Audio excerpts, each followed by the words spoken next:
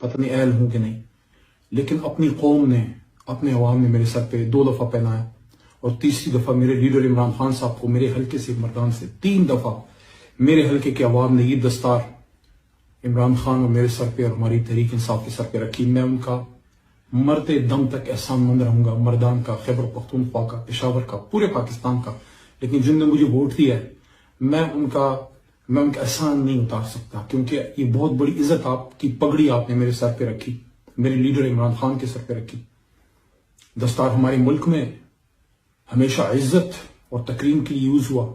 جہاد میں حضور نبی کریم صلی اللہ علیہ وسلم اور صحابہ کرام نے دستار باندھی، ٹیپو سلطان نے بھی دستار باندھی تھی، اور آج بھی جو وردی میں یا بغیر وردی کے مجاہد نکلتے ہیں، چاہے فوج میں ہو یا عام کپڑوں میں، دستار باندھے نکلتے ہیں پاکستان کے لیے، اسلام کے لیے۔ آج میں نے مناسب سمجھا کہ وہ دستار پہن کے کچھ باتیں آپ کے سامنے کروں جو مجھے میری قوم نے پہنائی 2013 میں، پھر 2018 میں، پھر 2022 میں۔ ہمارے پشتو کے مشہور شاعر ہیں خوشحال خان خٹک بابا، اور وہ بھی اپنے وقت میں ظلم و جبر کے خلاف کھڑے رہے، اور ان کا ایک شعر ہے کہ ز خوشحال تور پلاس کفن پگاڑ برا پاسے کہ خبر شم چھ پختون دچا غلام نے، کہ میں خوشحال خان خٹک کفن پہنے اور تلوار ہاتھ میں لیے قبر سے باہر نکل آؤں گا اگر مجھے یہ پتہ لگا کہ پشتون کسی کا غلام بن گیا ہے۔ تو یہ ملک ہم نے غلامی کے خلاف ایک آزادی کے لیے بنایا، اور مجھے اس بات پہ فخر اور خوشی ہے، جس بات پہ فخر اور خوشی ہے کہ جس آدمی کے ساتھ کھڑا ہوا عمران خان کے، وہ بھی اس ملک کے لیے کھڑا تھا اور کھڑا ہے۔ دوبارہ بھی موقع ملا سیاست میں، کبھی زندگی میں، دوبارہ بھی عمران خان ہی میرا لیڈر ہوگا۔ ہاں، ماضی میں کبھی گیا، اگر آج سے 100 سال پیچھے اللہ لے گیا تو پھر قائد اعظم محمد علی جناح ہوں گے۔ لیکن اس بات پہ مجھے خوشی ہے کہ سن 47 میں جب یہ ملک بن رہا تھا تو اس سے تقریباً 20 سال پہلے 1927 میں میرے دادا خان پیر محمد خان صاحب آل انڈیا مسلم اسٹوڈنٹ فیڈریشن شامل ہوئے، علی گڑھ تحریک میں شامل ہوئے، مسلم لیگ میں شامل ہوئے، اور تحریک پاکستان میں ایک فعال کردار ادا کیا۔ سن 1940 میں جب قرارداد لاہور پاس ہو رہی تھی، وہی پیر محمد خان صاحب ضلع مردان اور خیبر پختونخوا سے قافلے لے کے گئے اور مسلم لیگ کے اکابرین کے ساتھ، اور وہاں لاہور منٹو پارک میں کئی ہفتے انہوں نے گزارے، پڑاؤ ڈالے، اور قرارداد پاکستان جو پہلے قرارداد لاہور کے نام سے منسوخ تھی، پھر قرارداد پاکستان کے نام سے پاس کر کے واپس آئے، تحریک میں حصہ ڈالا، 7 سال تحریک چلائی۔ تحریک پاکستان میں ڈی اے خان جیل میں گئے، سارے بہت سے لوگ پابند سلاسل ہوئے، اور ایک اسٹوڈنٹ لیڈر کے طور پہ قائد اعظم محمد علی جناح جو پیچھے تصویر ہے ان کے دایاں ہاتھ بنے اور جیل کاٹی۔ اس بات پہ فخر و خوشی ہے، اللہ کا شکر ہے کہ نہ صرف میرے دادا پیر محمد خان صاحب تحریک پاکستان میں حصہ لیا، لیکن میرے لیڈر عمران خان جو آج میری جماعت کے لیڈر ہیں، ان کے والد کرام اللہ خان نیازی صاحب بھی سن 40 میں قرارداد لاہور میں اسی گراؤنڈ میں تھے۔ اور اس بات کا ذکر میں نے لاہور مینار پاکستان جلسے میں کیا تھا کہ آج ان لوگوں کے پوتے اور نواسے جو ہیں وہ آج پاکستان بچانے نکلے ہیں جنہوں نے پاکستان بنایا تھا۔ تو مجھے نہیں پتا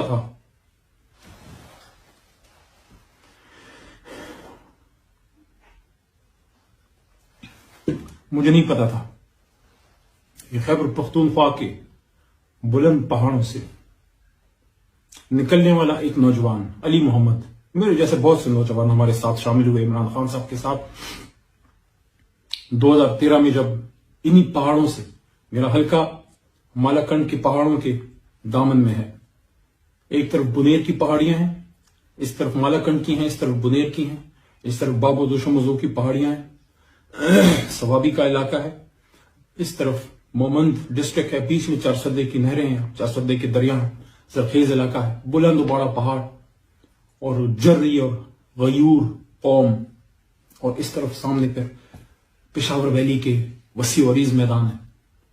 یہ نوجوان علی محمد، جس کو آپ علی محمد خان کے نام سے جانتے ہیں، 2013 میں پاکستان زندہ باد کی سوچ ذہن میں رکھ کے عمران خان کے ساتھ شامل ہوا، اس سوچ کے ساتھ جو میرے چچا لیاقت خان نے کی تھی کہ ہم اس لیے عمران خان کے ساتھ شامل ہو رہے ہیں کہ میرے 2 سال کی نواسی آج بولنا سیکھ رہی ہے، کل جب بولے گی مجھ سے پوچھے گی کہ نانا جان پاکستان جب تباہ ہو رہا تھا آپ کیا کر رہے تھے، تو میں اس کو کہوں گا کہ بیٹا جو بچا رہے تھے میں ان کے ساتھ تھا۔ ہم اس سوچ کے ساتھ آئے، خیبر پختونخوا کے ان پہاڑوں سے میں اسلام آباد اس وقت میں دارالخلافہ میں بیٹھا ہوں. اس اسلام آباد میں اس سوچ کے ساتھ آیا تھا کہ وہ جو پہاڑوں میں پاکستان زندہ باد کا نعرہ ہم لگاتے ہیں وہ نعرہ اب اسلام آباد کے ایوانوں میں گونجے گا. اور وہ گونجا.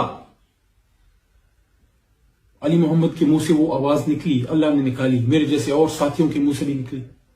پاکستان زندہ باد ہم نے کہا, مرتے دم تک وہ کہتے رہیں گے, مرتے دم تک پاکستان زندہ باد, ہماری قبر سے بھی آواز آئے گی.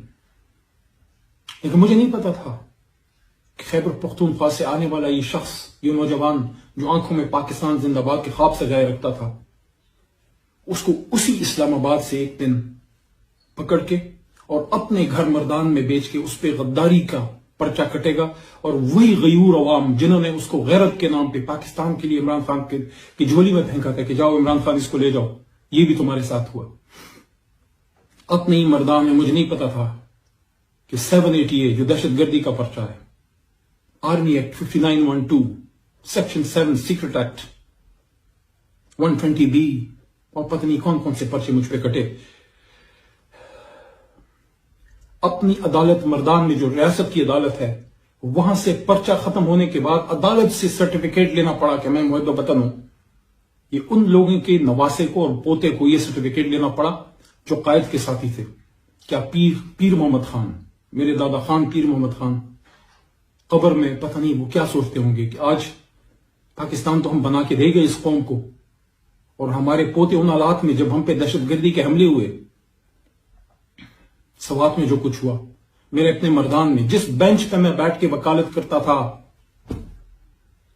میرے استاد محترم عبداللہ جان ثانی صاحب جو بہت بڑے اسٹالورٹ تھے, خیبر پختونخوا کا بہت بڑا وکیل تھا, وہ بھٹو صاحب کے ساتھی بھی تھے ایک زمانے میں, ان کے بیٹے الیاس ثانی, میرے استاد کی فوتگی کے بعد ان کی سیٹ میں نے چلائی. 16-17 مہینے اس سیٹ پہ میں بیٹھا. میرے بھائی جیسا ساتھی ثانی صاحب کا بیٹا الیاس ثانی, میرے اپنے کچہری پہ بہت کچھ دھماکہ ہوا, اور جس بینچ پہ میں بیٹھتا تھا وہ میرا ساتھی اس دھماکے میں شہید ہوا. اس دن میں نہیں تھا, ورنہ میری بھی لکھی گئی ہوتی. ایسے ہم نے دہشت گردی صحیح ہے. میرے اپنے گھر, میرے علاقے میں 45 جنازے آئے. 2013 میں جب بہت کچھ دھماکہ ہوا, پتہ نہیں کتنے لوگ شہید ہوئے ہمارے علاقے میں, سوات میں, بونیر میں, چارسدہ میں, مردان میں, پشاور میں, مومند میں, خیبر میں, اور آج بھی ہو رہے ہیں وزیرستان, نارتھ ساؤتھ وزیرستان, باجوڑ میں.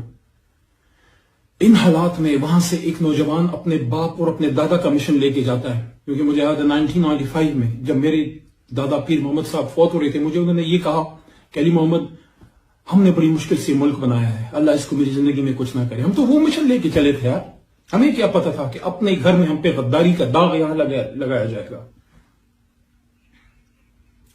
آپ کا مجھے نہیں پتا, لیکن اپنا مجھے پتا ہے. ہمارے پشتون کلچر میں ماں سے بڑی گالی جو ہے وہ غداری کی ہے. ہمارے خون میں غداری نہیں ہے. ملک بنانے والے ہیں, بچانے والے بھی ہیں. صرف پیر محمد صاحب کی کہانی نہیں ہے, ان کے باپ خان شاہ نظر خان, جا کے ریکارڈ چیک کریں. حاجی صاحب تورنزئی جب فرنگی کے خلاف جہاد کر رہے تھے, دادا نے تو قلم کے ذریعے اور سیاسی جہاد کیا, پر دادا نے بندوق کے ساتھ جہاد کیا. حاجی صاحب تورنزئی ہمارے گھوڑوں پہ بیٹھ کے ملکنڈ پاس کراس کیا. ہمارے خلاف انگریز کی دربار میں CD ہوئی, ہمارے خلاف سیکرٹ رپورٹ گئی کہ یہ تحریک آزادی میں حصہ ڈال رہے ہیں. ان کے سنتری ہمارے استبل میں آئے اور چیک کیا تو ہمارے گھوڑے وہاں موجود تھے. راتوں رات حاجی صاحب تورنزئی جب جہاد پہ نکلے, جب انہوں نے مالکنڈ کراس پاس کیا تو راتوں رات گھوڑے واپس بھیجے تاکہ ہمارے خلاف اگر کوئی CD ہو تو رپورٹ غلط ثابت ہو. ماں کی طرف کے جو پرنانا تھے وہ رنجیت سنگھ کے خلاف جہاد میں شہید ہوئے. میری ماں مجھے بتاتی ہیں کہ 1 سال انہوں نے حفاظ کرام بٹھائے رکھے گھر میں. سوابی ایریا سے میری نانکا ہے, میرے پرنانا 1 سال حفاظ کرام بٹھائے رکھے اس مقصد کے لیے کہ یا اللہ مجھے اللہ شہادت دے دے اسلام کے لیے. تو نانا کی طرف سے سکھوں کے خلاف, پر دادا کے ساتھ فرنگی کے خلاف, دادا انگریز کے خلاف, قائد اعظم کے ساتھ, اور ہم عمران خان صاحب کے ساتھ پاکستان بچانے کے لیے. ہم سب کچھ ہو سکتے ہیں, غدار نہیں ہے. نہ میں, نہ عمران خان, نہ میرے ساتھی. غلطیاں ہو سکتے ہیں کسی سے بھی, لیکن مجھے یہ نہیں پتا تھا کہ اپنے علاقے میں ان الزامات کے ساتھ ہمیں جو ہے وہ آنا پڑے گا. اور کبھی ہم نے پشتون کی سیاست نہیں کی, کبھی لسانیت کی سیاست نہیں کی. ہم نے ہمیشہ اسلام آباد میں آ کے پاکستان زندہ باد